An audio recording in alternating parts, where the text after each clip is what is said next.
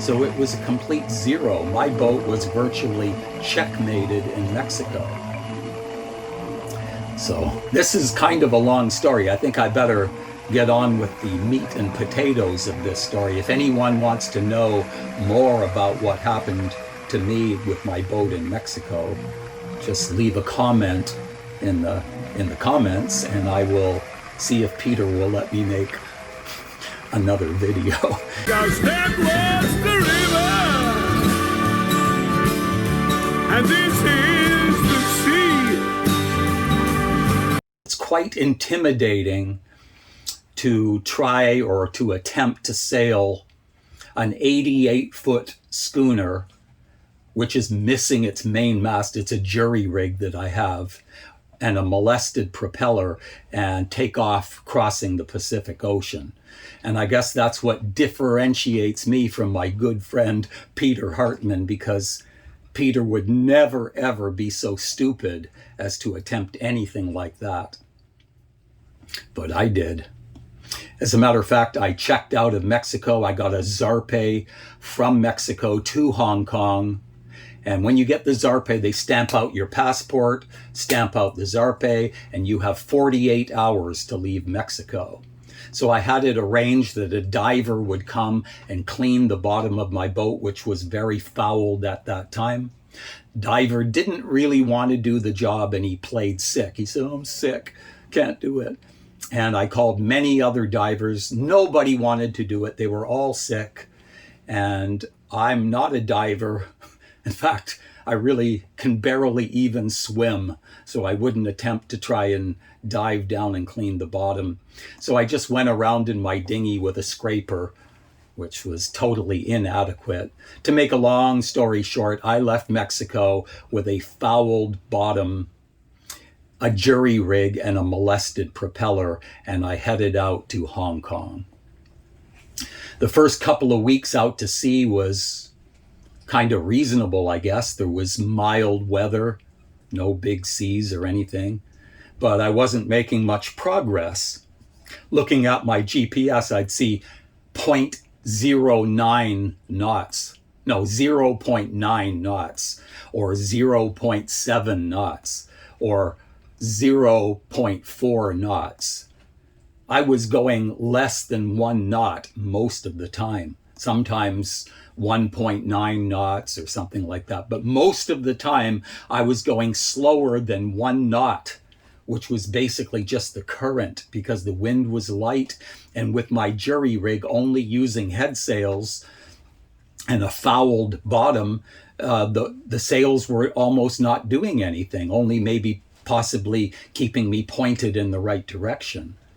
But this got very discouraging. After 2 weeks at sea, I still had 12,000 miles more to go. Now, some of you might say, well, the ocean is only 9,000 miles across.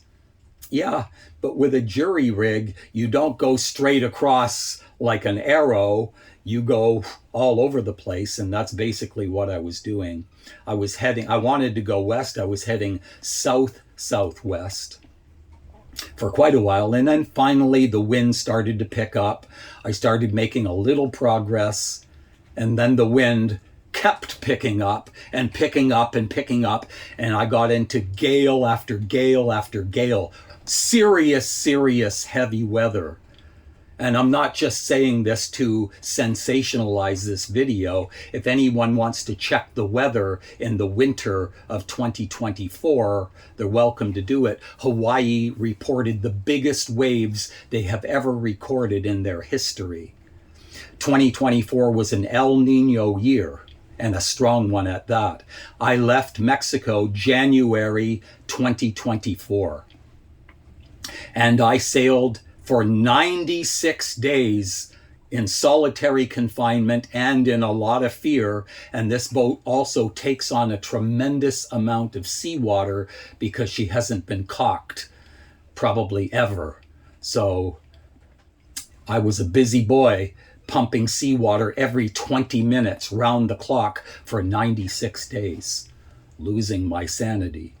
And I do have a vivid imagination, and I was in fear, terror actually, for most of this voyage across the Pacific, because I would imagine that the boat could possibly pop a plank. The conditions were so extreme, it sounded like there was 20 guys with sledgehammers pounding on the boat. I mean, incredible noise from the ocean. A wave would come, a huge wave, and go underneath the boat, and you feel as the whole boat would just shake and shudder with a wave going right underneath the keel. And then I'm worried about the keel bolts. Will the keel stay on? I don't know. This is an old boat, almost 70 years old, and it hasn't had any maintenance whatsoever. The guy in Los Angeles who had it before me did zero maintenance.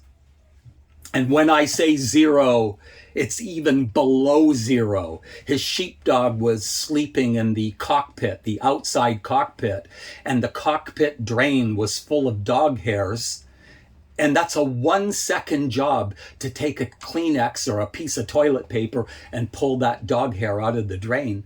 But that was too much work for the guy. He didn't care. He just left it there, and water accumulated and eventually rotted right through into the engine room. I mean, lots of damage from total, absolute negligence. So this scared me, because I was thinking his negligence could infiltrate to the structural parts of the boat, Anyway, I was getting very close to running out of food and water, and my sails were destroyed. My jib was completely destroyed. Actually, not the sail, but the sail hanks. My forestays are 3/4 of an inch thick, huge wires, and these massive sail hanks that hook around that wire, 3/4 inch wire, actually just pulled apart, ripped apart, because the force of the wind was so strong. I had 60 knots of wind at times, with seas of 8 or 9 meters. So you're talking over 30 feet, 30-foot seas at times, alone out there. And I'm not an experienced sailor either. So I'm not a lifetimer like Peter, who may be more calm under those conditions. I was panicked, actually. So I wanted to go to Guam. Originally, I wanted to go straight to Hong Kong, but that proved to be impossible. So then I decided I'd go to Guam. But I really didn't have enough food and water to make it to Guam, because at this point, where I'm speaking of right now, Guam was about, I think, 1,200 nautical miles further west. And Majuro, Marshall Islands, was about maybe half that distance, because I was sailing across the Pacific at 13 degrees north latitude. Majuro is at 7 degrees north latitude, and Guam is in the same parallel I was at, 13 degrees, but just much further down the road. So Peter thought it would be wise for me to go to Majuro because it's closer. He said, you might not make it to Guam. Your sails are destroyed. My staysail was just barely holding together. I used hose clamps to replace the jib hanks that had ripped off. And of course, the hose clamps didn't last very long. So I was just jury rigging the jury rig, basically, to stay on course. Anyway, Peter recommended that I go to the Marshall Islands, so I agreed. Peter put me in touch, because Peter had been already to the Marshall Islands before. The year prior he was there. He was there during COVID, so he was there for 3 years or so. So he knew people there. He put me in touch with one of the yachties, one of the Americans who owned a boat that was anchored in Majuro. Put me in touch with him, and I was able to contact him on WhatsApp, because at that time I had Starlink running on my boat. Thank God. Anyway, I contacted this guy. He was very nice to me, gave me some advice on how to enter Majuro. But he also asked me some questions, which is normal, I guess. He said, hey man, what kind of boat do you have? kind of rig do you have? How much sailing experience do you have? So when I told him I was on an 88-foot schooner that weighs 80 tons with a jury rig, an old wooden boat, and I don't have much experience, well, he didn't think I was a hero. He didn't say, wow, man, you're doing great. That's amazing. No, he kind of was quiet, and I knew he was thinking I was a complete, absolute idiot. Anyway, he discussed my situation with the other yachties that were anchored in Majuro. There's about maybe a dozen American yachts, predominantly American yachts, maybe a few foreign yachts, but everybody's basically an English speaker. And I guess he discussed my situation with the other yachties, and it didn't work out very good for me. They thought I was either an idiot, I guess, or I'm trafficking narcotics. Now, that's a new one for me, but that's what they thought. So they went ahead and reported me. This is the Americans, my comrades, supposed to be my buddies, I guess. They reported me to the Marshallese authorities as a potential or possible drug running boat. One of them, or some of them, or whatever, looked up sailing vessel Leviathan on Google and found a boat with the same name that was notorious for running, drugs around the Pacific. Now, you see, if I didn't change the name from Tayama to Leviathan, Tayama is a unique name, such as Peter's boat, Ahaluna. There's no other Ahaluna in the whole world, and there's no other Tayama. There's no other yacht named Tayama. But there's hundreds of boats called Leviathan, because that's a name kind of like George, Steve, Mark, or Dave. It's a common name for a boat. Stupid me. Anyway, they reported me to the Marshallese authorities. So when I got to Majuro, actually before I got to Majuro, one of the other yachties, not the one that I had been corresponding with, another one, contacted me for the first time and told me that I was going to have problems entering Majuro. I thought originally that he meant problems entering with the boat, physical. I mean, getting through the pass, because that pass is notorious for being dangerous. It has a lot of shoals and coral reefs and current and wind and all that. So that's what I was thinking. But he said, no, not that. I said, what? He said, it's your boat. I said, what about my boat? He said, it has a reputation. This is how dumb I was. I said, yeah, I know, it's a kind of a famous West Coast schooner. He said, no, not that kind of reputation. I said, what? He said, drugs. I said, oh. I said, well, not this boat. He said, well, then if it's not the boat, then it's you. I said, well, not me. I've never been involved with drugs, and neither has the boat. He said, well, maybe before you bought the boat. How long have you owned the boat? I told him I've had it for, 4 or 5 years, but prior to that, I've known of the boat for 35 years. So I've known of the boat for 40 years. And it's never left Los Angeles ever. It didn't even leave being tied to that steel barge for 25 years. But of course, he didn't believe me, and nobody believed me. When I finally got through the pass, which was on April 29th, 2024 at around 4 p.m., I faced a headwind to get to where they anchor the boats, or the mooring field, the direction of the mooring field, although I was instructed to anchor outside of the mooring field, away from the other yachts. Took me hours to get there because I had a headwind, and with a molested propeller that was very fouled, I had to tack back and forth going into the wind to get there. So I dropped the anchor around just before 10 p.m. on April 29th, 2024. I don't even know if the anchor hit the bottom yet, and there was 4 men aboard my boat. These 4 men were brought to my boat on a private dinghy. They did not come on a Marshallese government boat. They were brought to my boat by an American, one of the yachties, one of my comrades, I guess you could say, brought them to my boat. They were out of uniform with no badges and no ID. To me, they looked like four thugs. They were dressed in t-shirts, shorts, and flip-flops, and they were spitting in the water every second into the water. After 96 days at sea, I thought, I've lost my mind.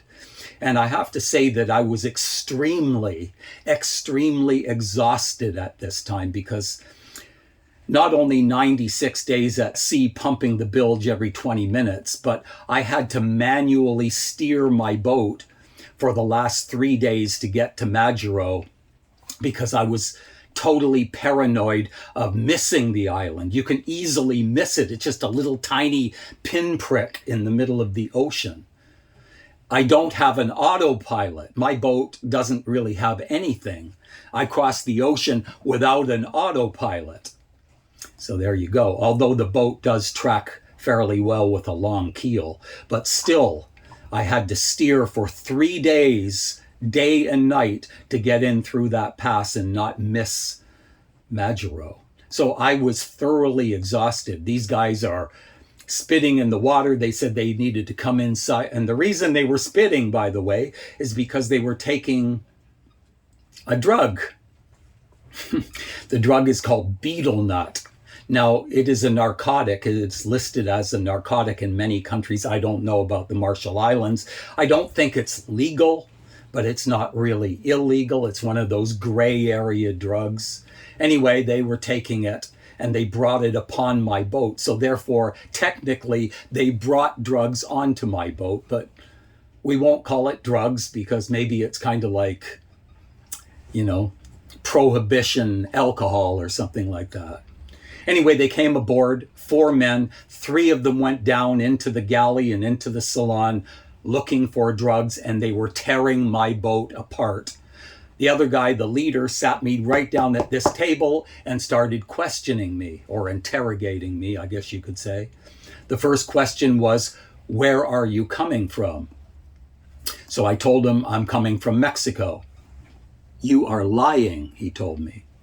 I said, "No, I'm not lying. I'm coming from Mexico." He says, "No, you're not." I said, "Well, where do you think I'm coming from?" He said, "You're coming from the Fiji Islands. We've been tracking you."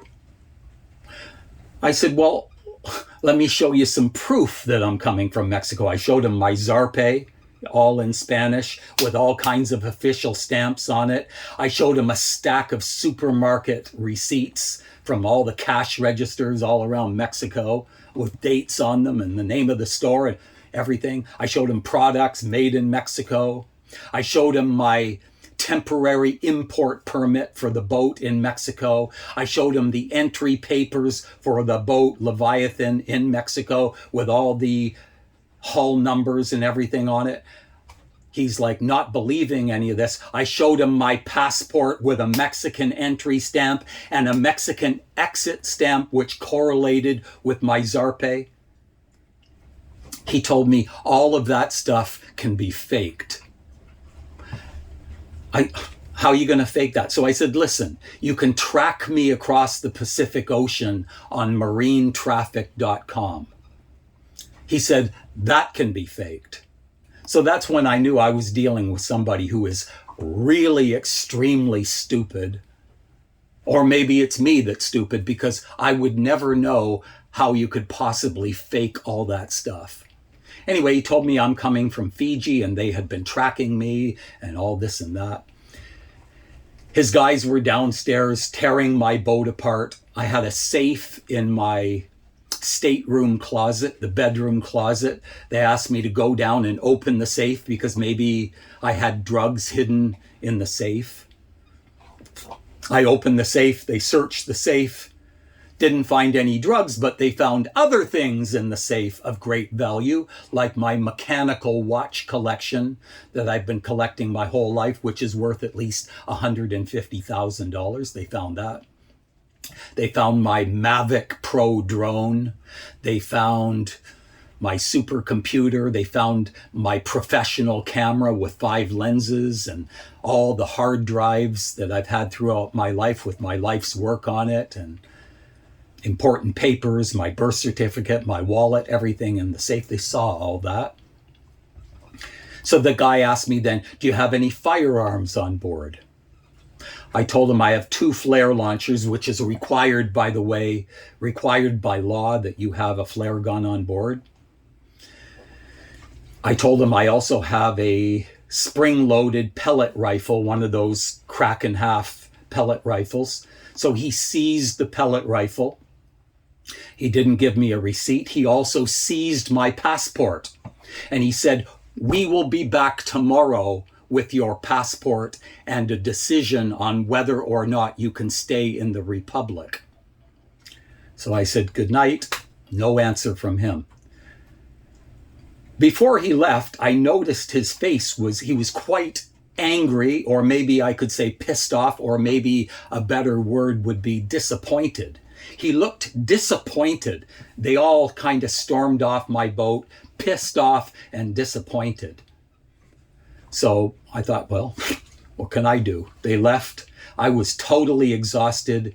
I was too exhausted to clean up the mess that they made. So I just went to bed, lied down in bed, and I really couldn't sleep. I kept thinking, Fiji, Fiji Islands, and what am I going to do if they don't let me in? And I don't have any food and water and all this kind of stuff. And then I started thinking in the wee hours of the morning, why were they so disappointed that they didn't find drugs? It started to occur to me that they wanted to find drugs. I thought, well, if they found drugs, what would they have done? They didn't have any handcuffs with them or anything. Maybe they had a knife or something, but they didn't seem to be prepared to arrest me. That's what I was thinking. And they weren't with an official government boat. So I thought, had they found drugs, what would they have done? Would they have brought the drugs back to headquarters and handed them in to the police department? And I said, no, they wouldn't. They came to my boat to steal the drugs. That's why they were here. That's why they were out of uniform. That's why they were stoned, basically, when they came to my boat. They were looking for drugs to steal the drugs off of me because they thought I had drugs. And when they found no drugs, they were disappointed. I figured that out. Anyway, the next day came. They're supposed to come back and bring my passport. All day long, I'm looking out the window. I'm standing on the deck, scanning the horizon, looking for them. They didn't come. But I'm out on the deck smelling barbecue. I could smell hamburgers on the grill and everything out there. And I don't have any food. The very little bit of food that I had left on my boat, they contaminated. For example, I had a jar of peanut butter. One jar of peanut butter unopened sounds like nothing to you, but when you're starving and you have very little food, you covet that jar of peanut butter. It was unopened, but they opened it. They put their hand in it, looking for drugs, searching for drugs inside of a factory-sealed jar of peanut butter. That's how ridiculous the search was. And then with their hand covered in peanut butter into my bag of rice. Now you say, well, you had rice. Yeah, I had rice and I had beans, but I had no cooking gas. No way to cook it. I did have a rice cooker, but the rice cooker self-destructed about a month before. It was inside my sink. It's electric. I put it inside the sink with other items kind of wedged inside the sink to keep it from falling off the counter. When you're out to sea, the boat is rocking and rolling. So I used to cook the rice in the sink. The commotion was so extreme, it chucked it right out of the sink and it hit the cabin sole and it broke and no longer worked. So that was the end of that. Anyway, the next day, like I said, they didn't come. That would have been April 30th. They didn't come. May 1st, the day after that, I waited the whole day. They didn't come. I have no food, no water, just a little bit of water. I had like a couple of cans of sardines. That's basically it. For the whole day, I ate one can of sardines and some water. Meat and water diet. Good way to lose weight. Tough way to lose weight. Anyway, that would make that May 1st, which was the third day. May 2nd, the fourth day, I'm waiting. I couldn't stand it anymore. At around 2 p.m., I got on the VHF radio. I called one of the yachties, one of the good guys that turned me in. And I asked him, please go to the immigration office and find out what the hell is going on. So he was very nice to me. He said, okay, I'll do that. He said, leave your VHF radio on. I'll call you from there. On his handheld. It's a very small island. He went there and he reported back to me about half an hour later or so. He said, they are not letting you into the Republic. You need to pull up your anchor and go back out to sea. I said, well, I can't. I don't have any food. I don't have any water. My sails are all ripped up. I can't. He said, they don't seem to care about that. They're telling me to tell you to raise your anchor and get out of here. Go. Get out of the Republic. So I said, I can't do that. I'm going to die. That's the death sentence, I told him. So he said, let me talk to them a little more. Calls me back in about 10 minutes. He said, they're telling me that if you refuse to raise your anchor, they're going to send a tugboat out to your yacht, tie a tugboat onto your yacht, and haul you out to sea. So I said, look, if I have to leave, I'll leave, but tell them that I want to give my credit card to you and have you go to the supermarket and buy me a whole pile of junk food that I normally wouldn't eat, but I'll have to eat, and then I'll leave. With torn up sails, maybe I'll die, but I will obey their orders and go probably to my death because I'm so freaking stupid and obedient, and I'm too compliant to be combative enough to defy their order. So he said, let me ask them. He said, negative. They will not allow me or anyone else to go anywhere near your yacht to get your credit card or deliver anything to you. You need to leave. So at this point, I called Peter Hartman on Skype and I told him that they're fixing to tie a tugboat onto my boat and drag me out. Peter said, prepare a life jacket. If they tie a tugboat to your yacht, jump in the water and swim to shore because you can't go out to sea because you're going to die. You're going to die. You can't go out to sea. So I kind of changed my attitude at that point from kind of a compliant pussy to a very, what's the word? Disobedient or non-compliant bastard, I guess. Defiant is the word. I became defiant. I said, I am not leaving. I'm not going to go to my death because some idiot in a pair of shorts and a tank top told me to. Smoking or eating betel nut. Pardon my language. Anyway, I didn't go.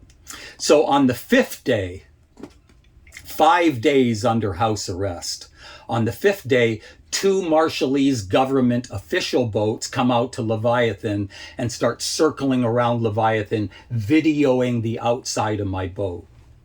So I thought, I'm in really a lot of trouble. I mean, it's obvious I'm going to be arrested. So these 2 boats raft to Leviathan, and 9 cops come aboard my boat and go inside my boat and start tearing the boat apart on the deck, in the engine room, everywhere throughout my boat, tearing the boat apart looking for drugs. I'm sat down again at this table, this time with a different guy. He is the chief of customs. And you won't believe what he told me.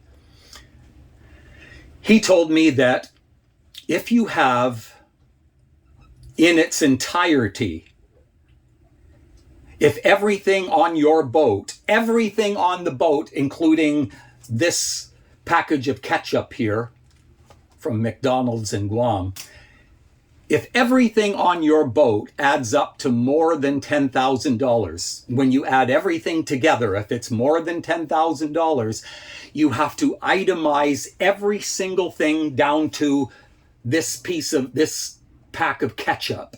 Everything has to be itemized down to your last pair of underwear. And anything that is not itemized and handed over to him is subject to seizure and confiscation. One winch on my boat could be worth more than $10,000. My windlass is probably $25,000. That includes everything on the boat. Maybe the motor too, I don't know. The rig, the sails, everything. So I, of course, didn't do that. That would take probably 1,000 pages, and I wasn't told to do that. That was all new to me. Anyway, finally he said, get off your boat and get onto our police boat. So I'm obviously under arrest.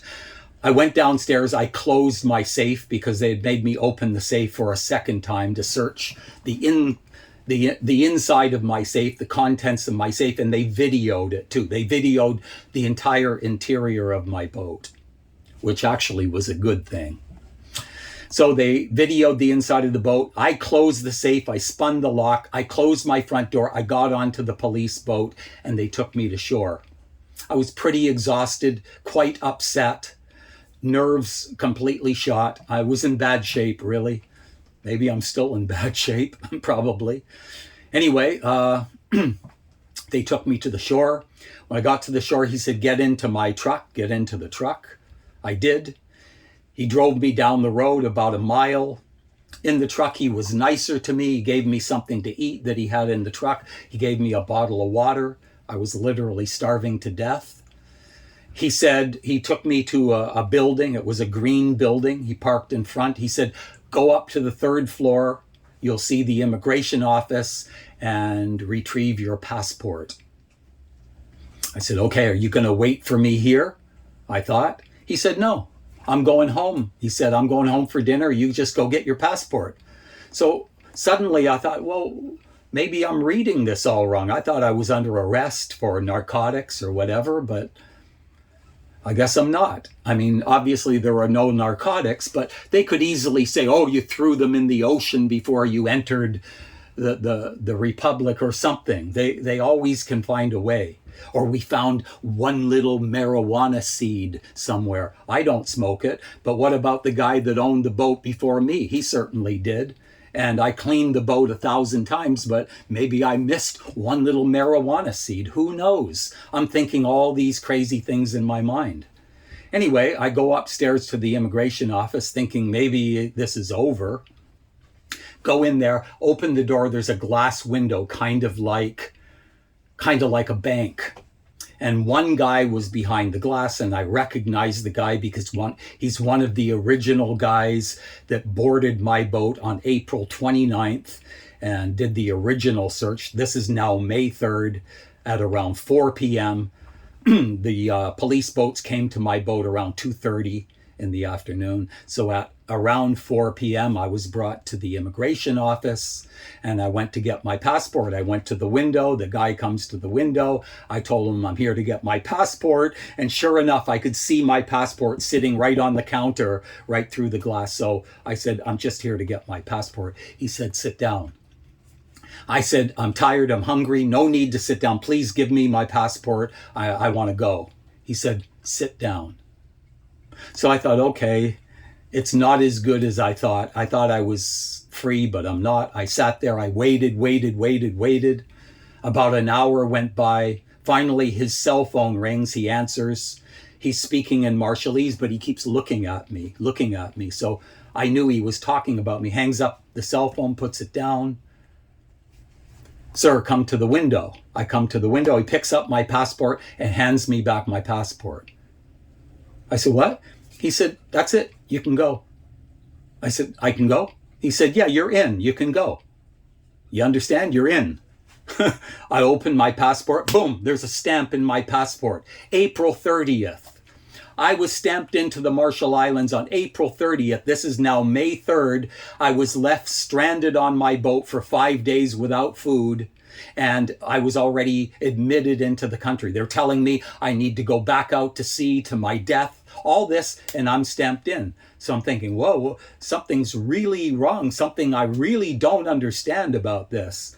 But I left the immigration office. I walked to the elevator, pushed the button, waiting for the elevator. I'm thinking, why was this? What's the reason for all this? Something I'm not understanding. Elevator comes, the door closes, and soon as I got inside that elevator, I said to myself, I just felt it in my heart and soul, they're robbing my boat, probably right now. So instead of going to a supermarket or a restaurant or anything, I just ran out of the door and kind of sprinted 1 mile down the road in my condition. I'm 67 years old, not very young, not as old as Peter, but ran down the road. When I got to the dock where I had boarded got off of their boat and got into their truck, there was another small boat there owned by a Marshallese, like a little fishing boat. I asked the guy, can you please bring me to my yacht? He said, okay, get in. Started going over to Leviathan. I didn't even get to Leviathan. Leviathan was still a few hundred feet away, but I already knew the boat had been robbed because I had closed the front door and the front door was swinging. Normally when I'm on board my boat, or even if I'm not on board my boat, the door is either left open. If I'm not there, I guess I close it, but usually I'm on board. The door is almost always left open unless it's raining, and there's a latch, a hook on the back of the door to keep it open because it's a boat, not a house. It'll keep swinging as the boat moves. The door was just flapping and swinging, so I knew the boat had been robbed, basically. I knew someone had been aboard, so I climbed aboard, and sure enough, the boat had been robbed. The safe that was bolted to the floor in the bedroom closet, stateroom closet, was pried off of the floor, ripped right off of the floor, and totally removed from the boat. I went into the salon. I noticed my speakers were missing. Everything was missing. My drone was missing. My fishing equipment was missing. Everything. I went into my dresser. My clothes was missing. Even the broken rice cooker was stolen. Guess they didn't know it was broken, but they even stole that. It's pretty bulky. The only things that were left behind, there were 3 things that were not stolen. Everything I own on planet Earth was stolen with the exception of my big screen TV, my bicycle, and my Starlink. And there's an explanation. Probably the robbers would have had to have carried the stolen items down the dock, and maybe carrying a big screen TV down the dock looks like a robbery. I had a huge suitcase that was also stolen, but you can put stuff into a suitcase. I guess they packed a lot of my stuff into my suitcase, and it was on wheels. You could roll it down the dock. Taking a suitcase, nobody's going to pay attention, but a big screen TV, maybe they would. So they spared the TV, and I was told later that the Starlink was spared because it is geo-tagged, and if they plugged it in, then they could be caught. So I lost my mechanical watch collection, my wallet with all my ID, all my credit cards, my life's work, everything, just everything was stolen. So I went back to the shore. The following day, I went to the police station and filed a police report. The local newspaper found out about this and wrote a highly inflammatory story, placing the blame squarely onto the authorities because it was really obvious who robbed my boat. That's why I was detained in the immigration office, because that's when my boat was being robbed. I know this absolutely for a fact because there was a data cable that was behind the safe that got disconnected when they tore the safe out and stopped the clocks in my boat at 4:46 p.m. May 3rd, 2024. So that was exactly when the safe was removed from my boat. And no outside thug would rob a boat that just came into the harbor, that just minutes before had 2 police boats tied to it with 9 cops on the deck, that still had its dinghy attached. When you rob a boat, when the dinghy is attached, you know the people are still on board. It's also a big boat, could have had a crew of 10 people. Somebody from the shore wouldn't know how many people were on board. It's also in broad daylight, so I was robbed by the authorities, absolutely for sure.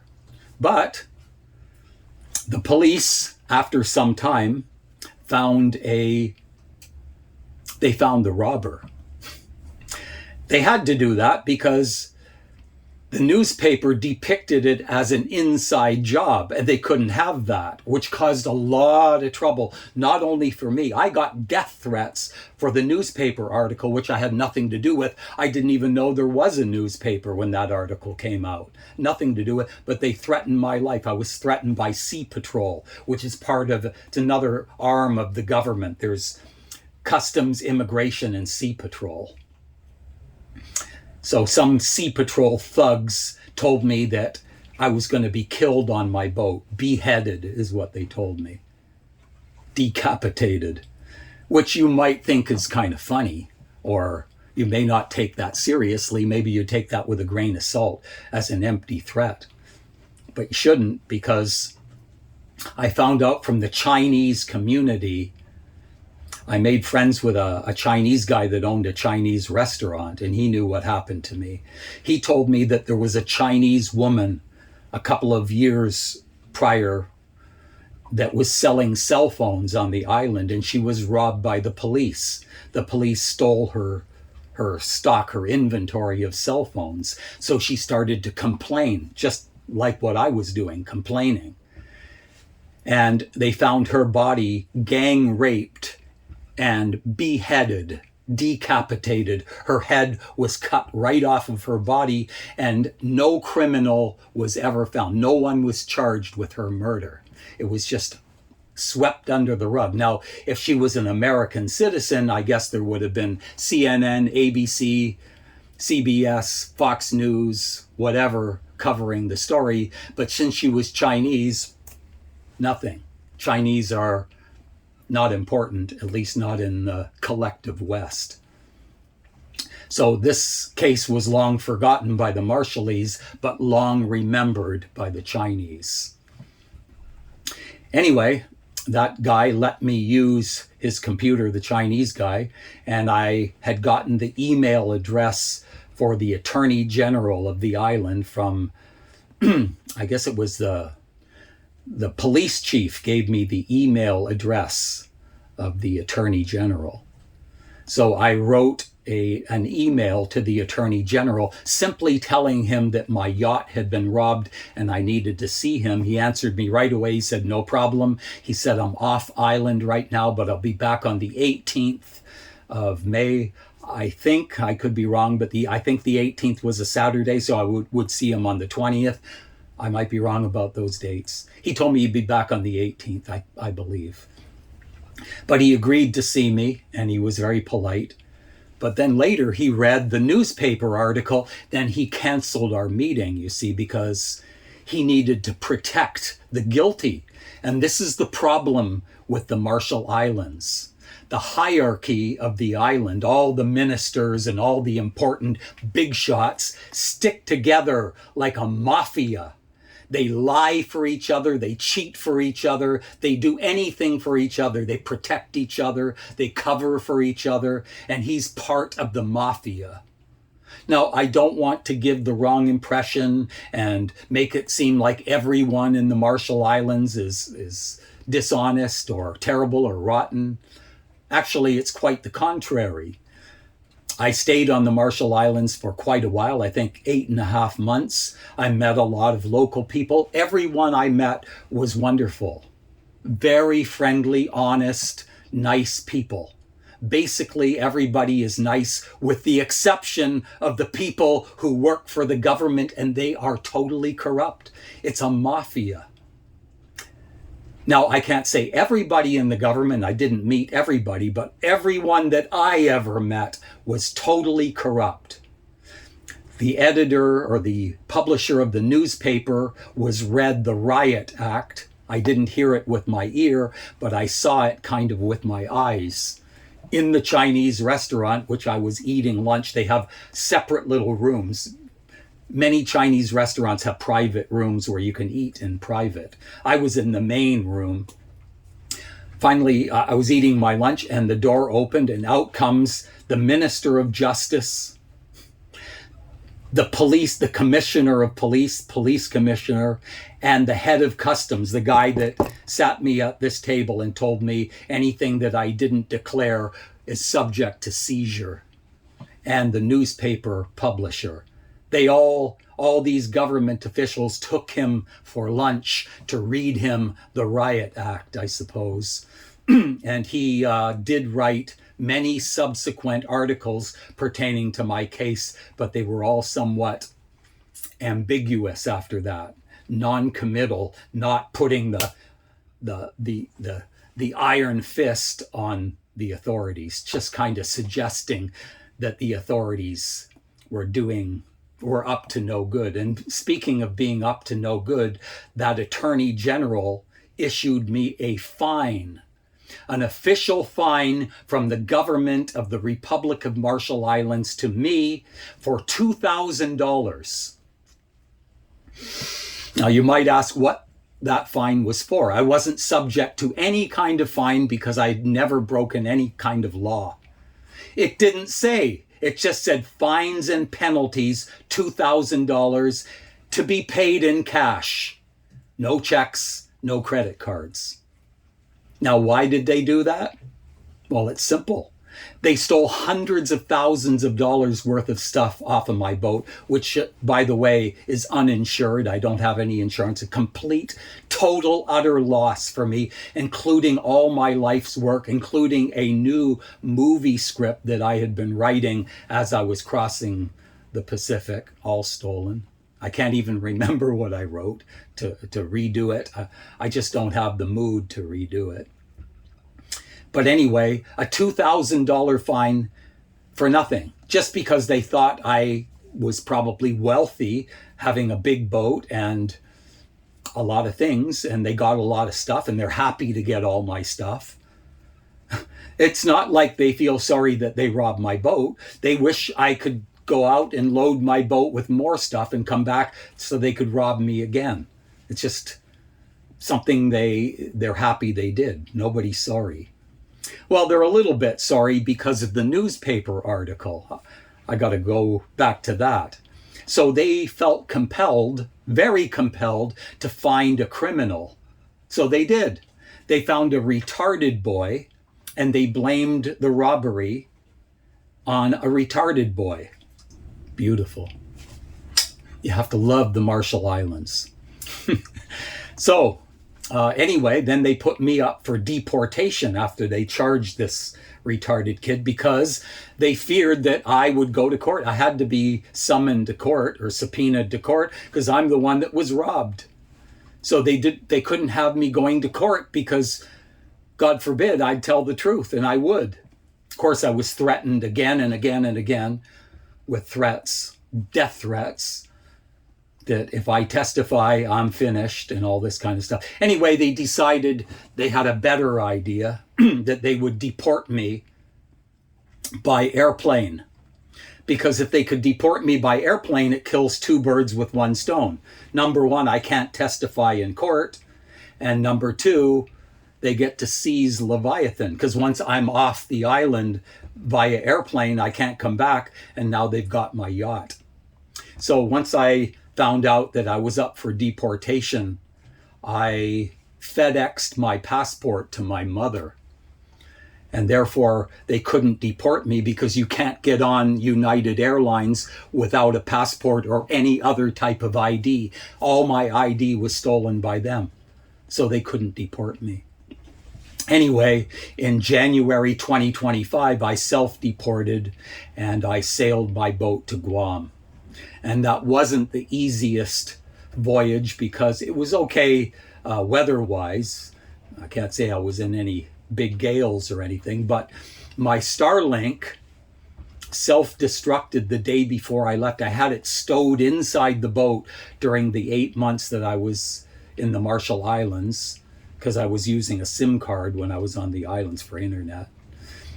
I redeployed the Starlink, fired it up, it turned on, it orientated itself to the sky. It went on for 4 minutes, and then something burned up inside, and it never worked again. It was kaput, as Peter would say.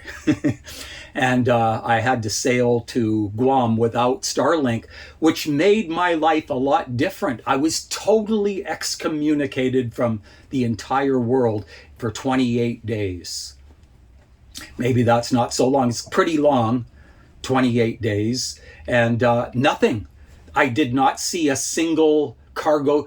Only the first day I saw one cargo ship going to Majuro. After that, nothing. No fishing boats, no ships, nothing until I got to Guam.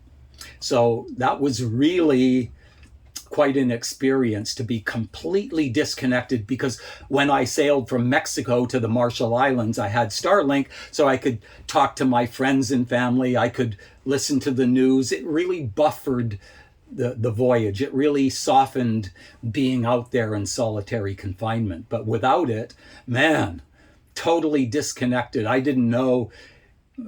I didn't know what happened in the world, who we were at war with. Anyway, all was well when I got to Guam. Not totally, because what had happened, one of the yachties, one of my buddies from Majuro, one of the good guys who originally turned me in for a second time, because I had kind of snuck out of the Marshall Islands. In other words, I left without permission and without informing the authorities that I was leaving. And the reason for that is because I had a lot of death threats. Now, maybe you'll say that I wasn't killed, so I shouldn't take them seriously, but it's hard to kill somebody in the harbor when there's a newspaper following me very closely, and Peter is on a nearby boat. If I don't show up for a couple of days, he's going to come over and find my body, and there's going to be trouble. But once you go out to sea, then anybody can fall overboard, right? So I knew that I could be in danger when I left, because they have boats that can go 30 knots. I can only go 2 or 3 knots at best. Anyway, when I got to Guam, the Coast Guard was waiting for me, because they had been informed by the Marshall Islands, by the Marshallese authorities, that most probably there are still drugs hidden on my boat, which were not found in the Marshall Islands even after 2 invasive searches, because they don't have dogs. And of course, Guam has dogs. So the Coast Guard came with the largest inflatable I ever see, tied to Leviathan, and came aboard. I believe there was 12 men and a few dogs. The dogs all went in the boat, sniffing around at everything. I was told to sit down on the deck. Search, found nothing. No problem with the dogs. They're getting ready to leave. They're just ready to get off Leviathan and get back onto their Coast Guard vessel. They were actually saying, "Thank you, sir. Have a good day." They're very polite.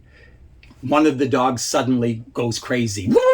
It starts digging and digging. Everybody, positive. It's outside. Everybody runs, hands on their guns. Really a big deal. The dog found something. I'm like, what the hell did the dog find? Dog's digging behind my mast, digging. There was a lot of ropes and stuff there. Everybody's all ready. The dog comes out with a dead fish in his mouth. Have a great day. Thank you very, very much for listening. I appreciate it. Thank you.